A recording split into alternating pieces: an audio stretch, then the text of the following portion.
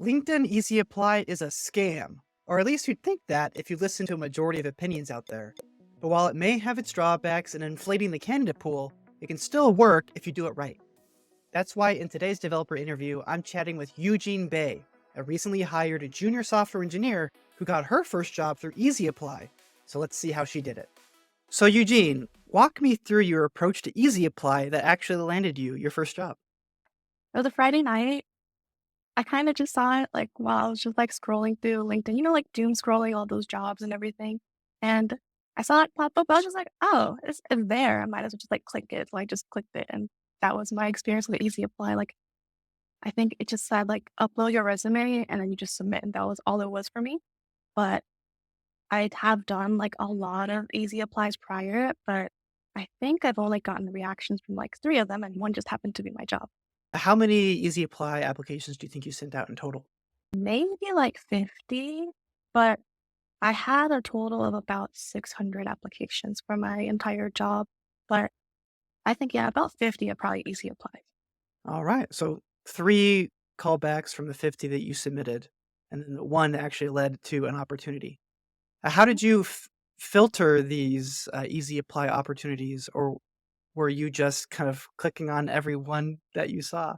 If they were like I just read the job description, like, very fast. If they seemed more like an actual entry-level position or at least, like, a lower mid-level position, I would just apply. Because if I capped it at, like, 2 years of experience of what was needed on the job post. If it was any more than that, then I just didn't even try. And the one that you got hired for, was that one that fell into that category of asking for 2 years of experience? No, they actually had no years of experience listed. They were very, junior friendly. It was like an actual junior job post for a junior. Okay, okay. And then after you applied, did you just leave it at that for any of these easy apply opportunities, did you do any additional outreach? What did that look like? No, I didn't. But I would say prior to doing all the easy applies to begin with, I had a very optimized LinkedIn. So my LinkedIn was I've gone through like many iterations of optimizing it, and I've had a lot of people look over it just to put their suggestions. I've reached out to like old mentors and whatnot to put in like what is that thing where they put like where Your they acclimate Boolean you? search or No, no, no. Like when you talk to like a mentor, old coworker, and they put like in your profile that I approve of this person to get hired, and oh, Oh, okay, yeah, yeah, recommendation. There we go. recommendation, yeah. Okay. So I Very good. had a lot of people do that. So is this so you come from a non-technical background, before you got Mhm. this software engineering role. So how did you find mentors, that would recommend you? So prior to doing like my boot camp or anything in general, I had friends who were already engineers. One of them was they were like ex AWS and they were doing like working at a startup, and I reached out to him just for like, what can I do? It's just like a high level, and I knew I didn't want to go into like a traditional full stack like engineering because I had experience about a decade ago where I did do like computer science degree, but I never finished it. So I understood like programming and like what it was at like I guess at a fundamental level with the computer science. But it was also so long ago I kind of forgot everything. But I knew for sure I don't like front end. I can do it. If you have to make me do it, I'll do it, but I won't enjoy it. So I knew I didn't want to be like the typical full stack of like what most people do when it comes to like boot camps and whatnot. And for me, I enjoy scripting. I really enjoy automating. And that was why I ended up deciding to go into a DevOps boot camp. And I feel like that also helped with my resume because it did differentiate me than compared to like everyone else. And at my boot camp, that's where I met 3 of my main mentors. 2 of them were my teachers, and then 1 of them was a TA. And then something that I really enjoyed about my personal boot camp was all of my teachers were people who were doing this part-time, and they were actively working in the industry, but they were also working at, like, prestigious companies where they knew what was industry standard and what was actually actively being used at the time. So my main teacher, he was working at Salesforce at the time, and previously before Salesforce, he was in AWS. And my second teacher, he was I believe, the director for I think like US Bank. and also like Elevon. And then my TA was, at the time, I believe he was working at Red Hat, but now he works at HashiCorp. So they're like all very relevant companies for DevOps. And I think that really helped with what I wanted to do career wise because they really gave me insight that I feel like a lot of teachers won't really have.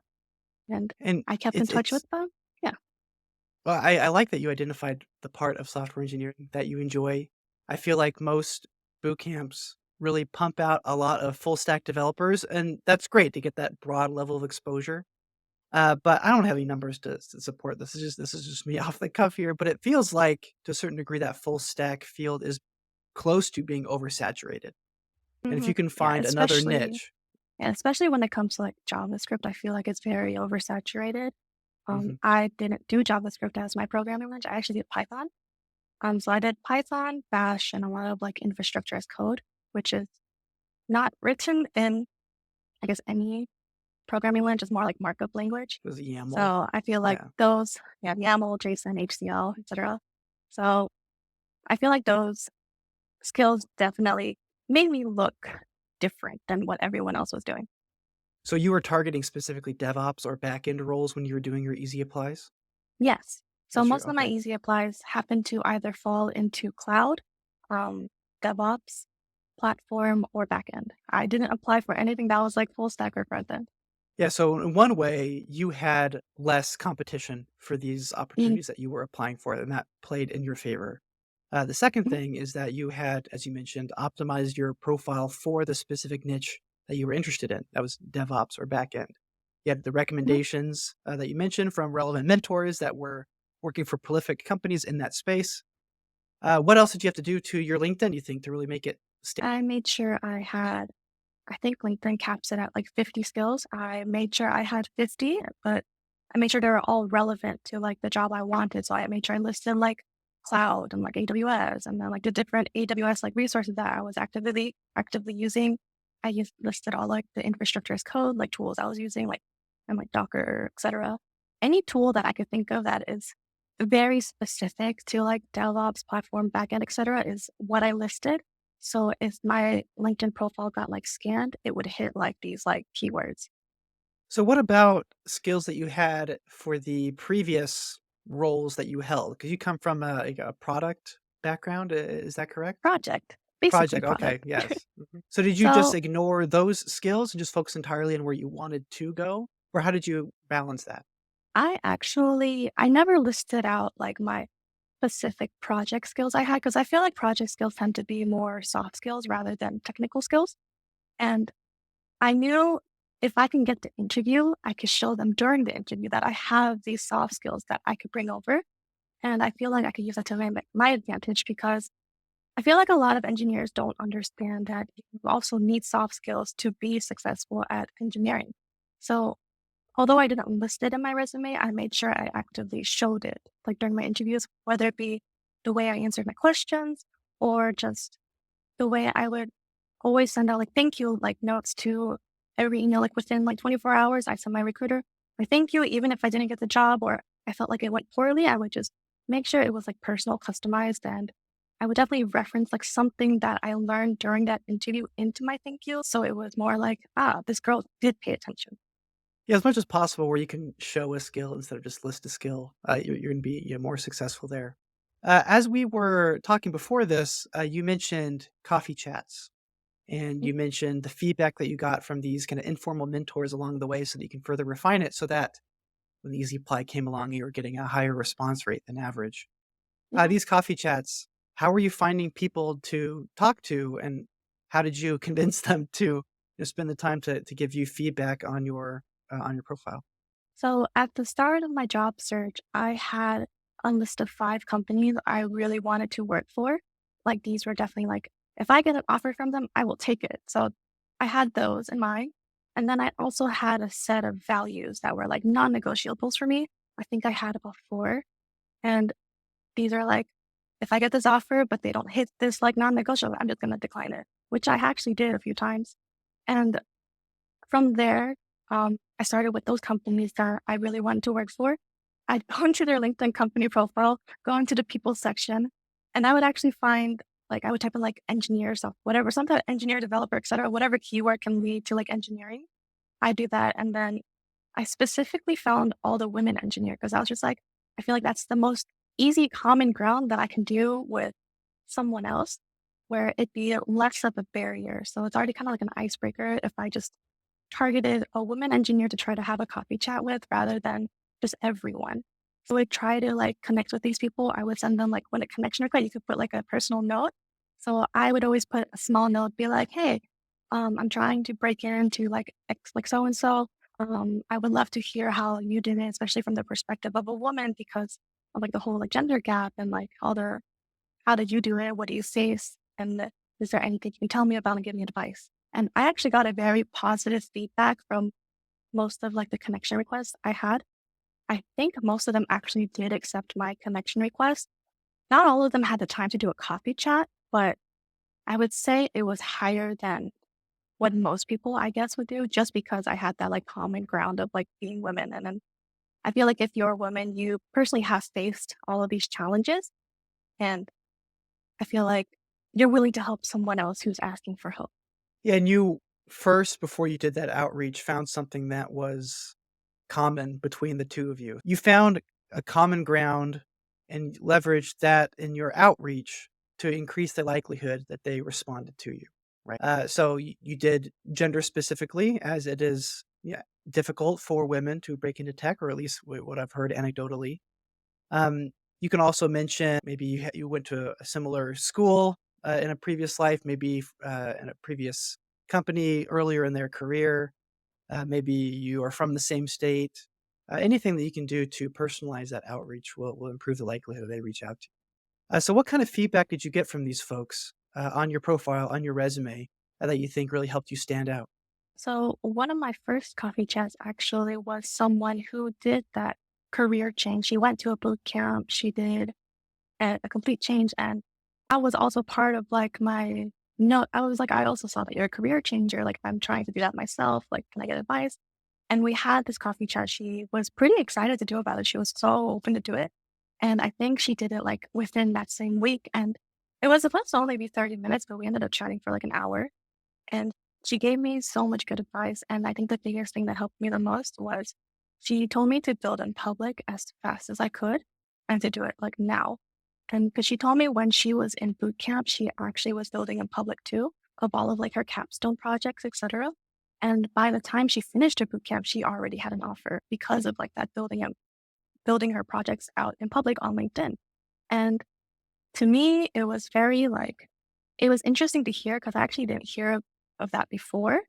Like I think I might have seen it, but I just didn't know how to do it myself because I always felt like if I'm going to post on LinkedIn, it has to be like super fancy. Like I'm not professional. Like I feel like I'm not giving any advice.